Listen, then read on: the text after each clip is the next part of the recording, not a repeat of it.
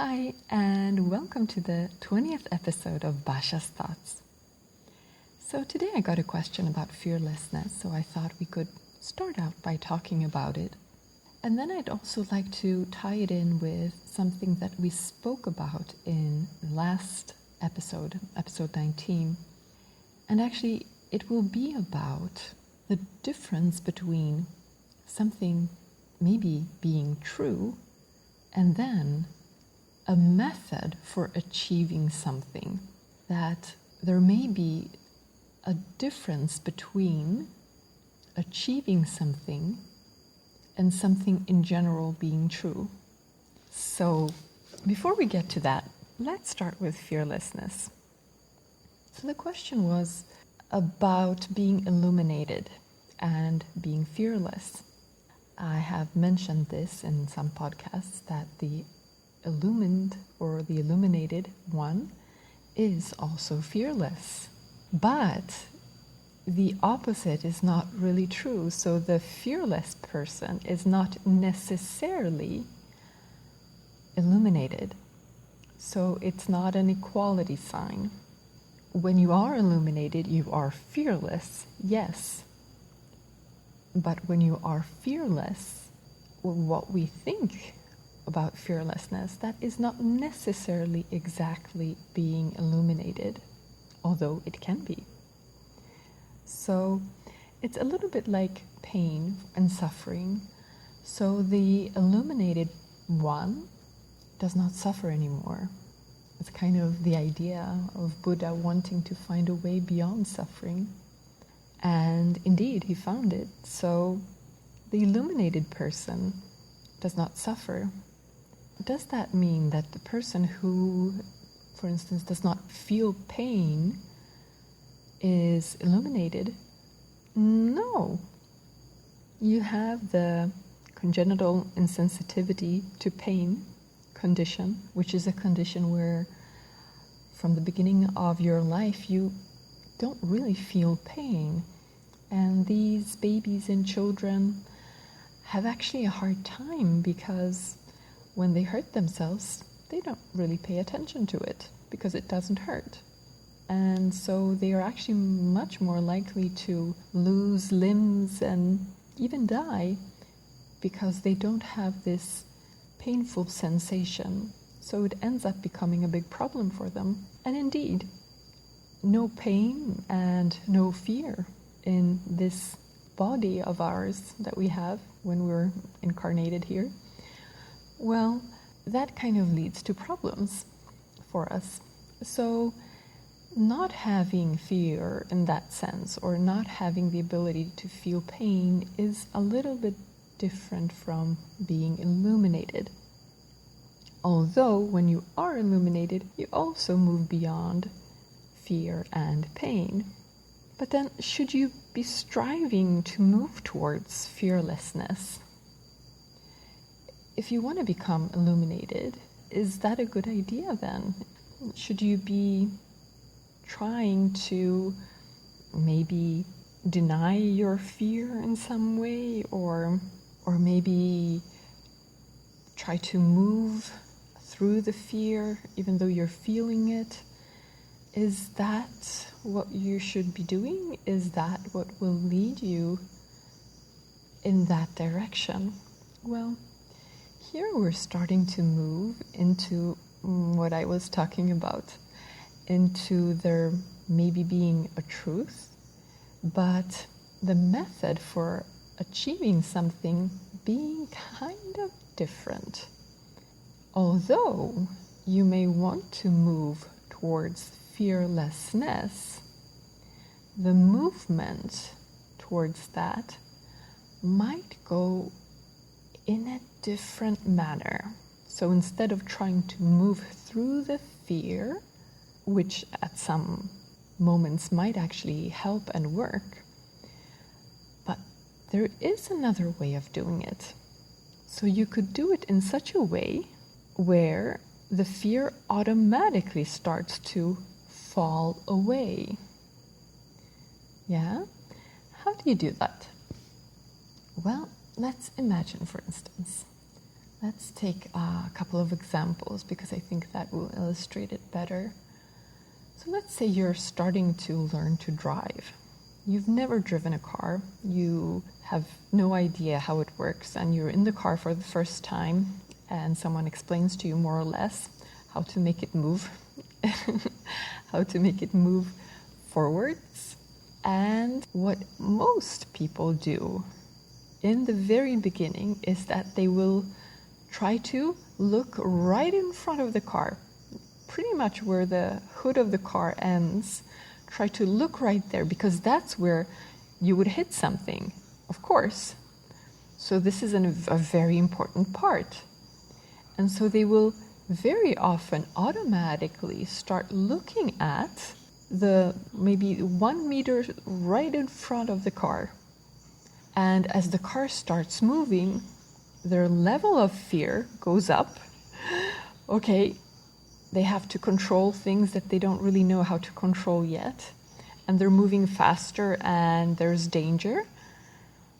And so if someone tells them, look up a little bit, instead of looking right in front of the car, look 10 meters away, 50 meters away in front of you. Broaden your perspective. Don't limit it to this very small vehicle that you're in. Expand your perspective. Look out. Focus on more than just you and the car. Focus out. See more. And when you do it, almost instantly, you will feel a relief, because your level of fear will go down, because now all of a sudden you have so much more time to react to things because you see them coming before they hit the car. Now you could say that, and you could even try to justify, well, of course it is the front of the car that will hit something if it hits something, so that's the most important part. Indeed, that is the truth. But the way to drive a car is not really to focus on that.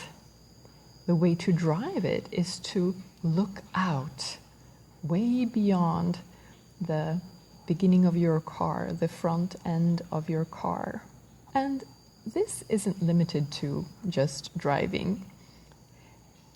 I can give you, for instance, an example of something that happened to me when I was in school. When I was in school, I was very nervous about speaking in front of other persons, especially when the whole class was sitting and listening to me and I was supposed to give some sort of a presentation. And I remember feeling a level of fear around that.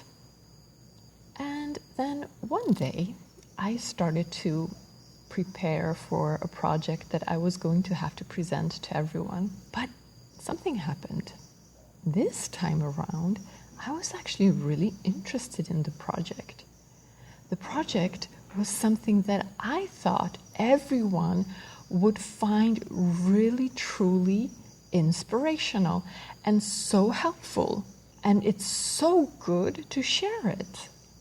So all of a sudden, I was actually moving away my focus, just like in the car. I was moving it away from me having to present something, and I was looking out there, and I was looking out to the other persons, and I was looking out to the idea that I was presenting. My focus was no longer on this little limited me. It was on something greater, and it was on the other people actually getting it. So it was on the sharing, on the people, and on the idea. Now, when my teacher called me up, the first thing that happened, and I had to go up to the blackboard and start my presentation, the first thing that happened was the normal thing. And the fear started to rise in my body, because this is what I always did in these situations. And then something really interesting happened. As I started to walk up toward the blackboard, all of a sudden I had this weird feeling of, oh, this is just so boring. It's just so energetically demanding. Why do I have to get so worked up? All of this energy, all of this fear. Oh my gosh, I've done it so many times. Let's just leave it this time. I don't have the energy, and I'm really not interested in getting afraid. And this was so strange. Why is my fear just automatically falling away? And I didn't do anything. Well, I didn't do anything different except for actually having my focus on the really interesting information that I was going to share and on the people that I wanted to share it with. And so, my change in perspective, my expanded state, my focus moving away from this identification with me and focus on that to something greater, that made my fear go away. This is the idea that although we do want to move away from fear, because it's kind of limiting and actually kind of boring in the end, although we do want to move away from it, if we can find the expanded perspective, then the fear will automatically fall away. But what about denying the fear or just going ahead and moving through the fear? Well, that could work. I mean, it can work. For instance, if you're starting to drive and you're just looking right in front of the hood of your car and you're really afraid, but then you're driving on, well, at some point you will probably figure out that if you look a little bit higher, well, then you can relax a little bit more, and so you will learn at some point, probably. So that is also possible. But it's not necessary. So I could have done 100 presentations, but if I would not have figured out this idea of focusing on the actual content or focusing on the people that I was sharing it with, well, then I might have had all of these presentations be in a state of fear pretty much. And if someone would have told me and I would have changed, then the fear would have gone away much quicker. So yes, we can learn by going through fear, or we can look for that perspective. Anytime there is fear, it's there for a reason, actually. It's telling you that there is a wider perspective that you could have. And it's actually not just fear. See, anytime you get triggered, this is what the universe is telling you. Because when you become triggered because there is an underlying fear. See, when you're triggered, you're actually moving into a defense mechanism. You're trying to defend yourself so that you won't have to face the fear that is underlying. And so you become angry, or you become something else that is not a positive sensation. And very often this is automatic, and you're automatically drawn into that mechanism. So whenever this happens, it's also an indication telling you, hey, you know what? There is actually another broader perspective that could serve you even better. and could make you even more free. So this is true for whenever you feel the fear or whenever you're actually triggered. And it's interesting, when we look at society right now, there's, at least from my perspective, a lot of talk about freedom and our rights being taken away or censorship, these kinds of thoughts. Maybe because my content has been censored in different ways, that I feel it, and I'm kind of surprised because I don't reach so many people, and yet they're starting to censor me. Wow, that really makes me question, how many others have they censored? How is the information that I'm getting tailored? When you think about censorship, why would you censor someone? Well, usually you would censor someone because you want to cancel out what they are saying. You don't want to let them say what they are thinking, because it somehow goes against what you're thinking or what you're saying, what you're proposing. And so when you're afraid that maybe this other opinion might somehow upset you, it might upset you in the way that would perhaps indicate that you were not right, and that would go against your ego. Well, what does that mean? Well, that means that there is a perspective that could serve you better. And what is that perspective? Not identifying with that ego, moving beyond it. Because of course, if you move beyond the ego, then you can focus on the actual issue, and then you're actually looking for the best solution. You're not looking for the solution that says that you are right. So when you want to censor someone, that means usually that you are acting from a perspective of fear. Why? Well, because if you were to allow the other person to speak and to share their point of view, well, then you could show everyone else, for instance, that your solution is superior. And maybe it really is, and then everyone else would see it, it would become clear, and you would all be moving towards that solution.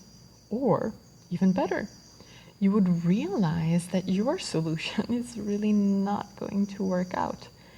Awesome, then you don't have to make that mistake. You can look for a better solution. It's a win-win situation if you're not censoring others. And then you could say, no, but others could believe in this information. So I am censoring because I have to protect everyone else from these wrong views. Well, the best way to protect is to show them, open up, so that there's room for a discussion, of course. And then that way people will dismiss those views or not.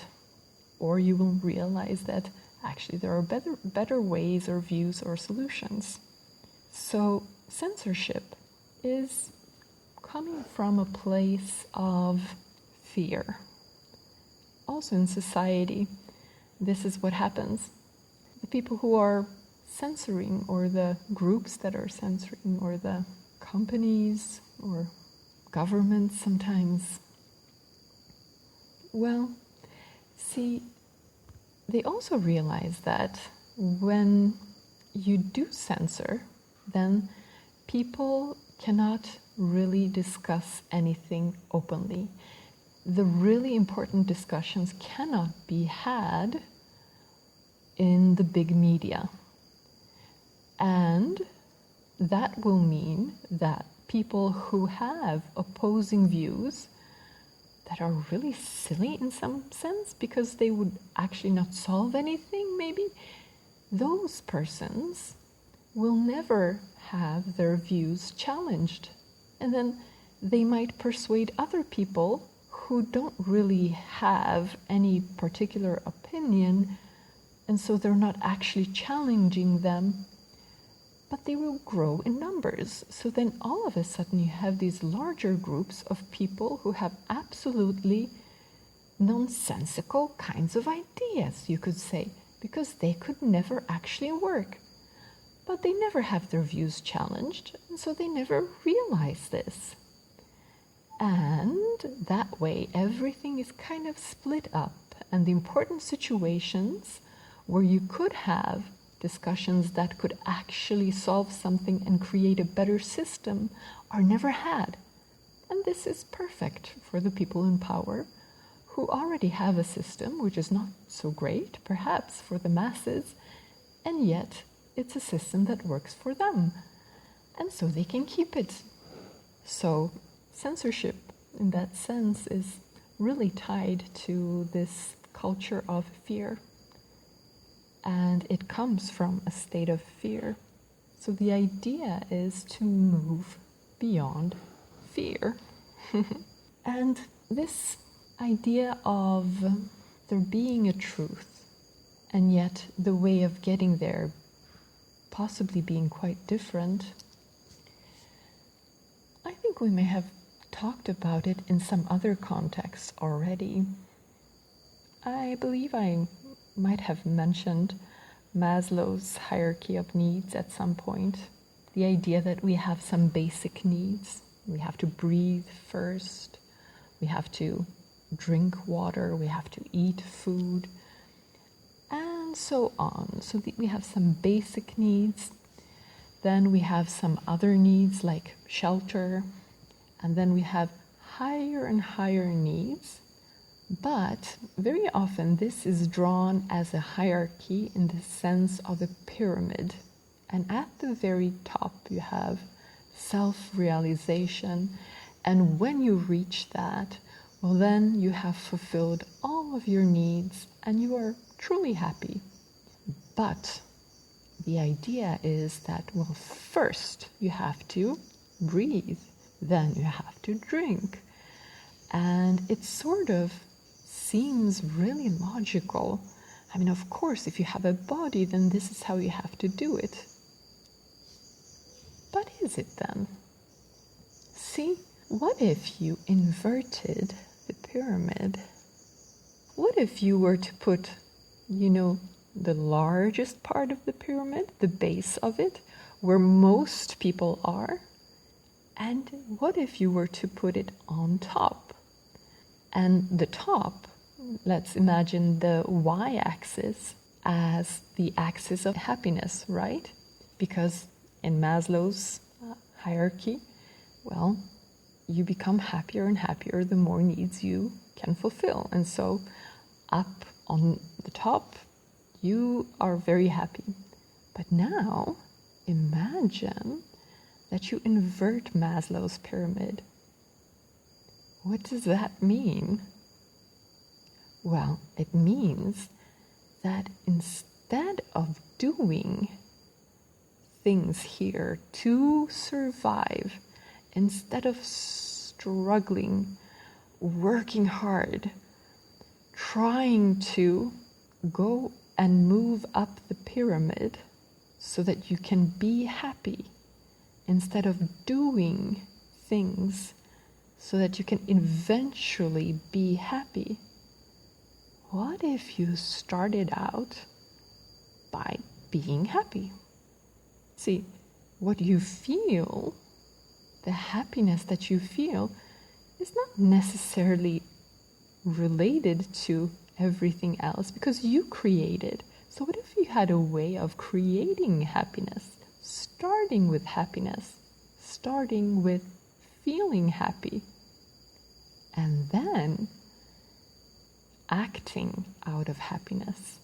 So everything you do would be done out of a sense of inspiration. then you would have a lot more flow in your life, and most of your life would be in that positive, inspired state, instead of being in the state of struggle and having moments of happiness. Now you would have a state of happiness, and yes, you would still have moments of struggle and contrast and problems coming up for you, but those would only be momentary, and then you could shift your focus towards what it is that you're wanting. The idea is that although it may be true that we as physical beings first might need to breathe in order to be able to become eventually self-realized, well, maybe moving up the pyramid is not the best way. Maybe that's not the best method. Maybe the best method is inverting the pyramid. And this is what we were talking about in episode 19, where we were talking about the trap of being good. And although it is good to be good, wanting to be good is kind of self-destructive. The idea is not to do so that you become deserving, so that you become good, but actually start out fully knowing that you are deserving, not on the ego level, but on the level of your essence. And then from there, being good becomes like the inspiration you feel that moves you into action when you're happy. Thank you for listening, and I will talk to you in another episode. Take care.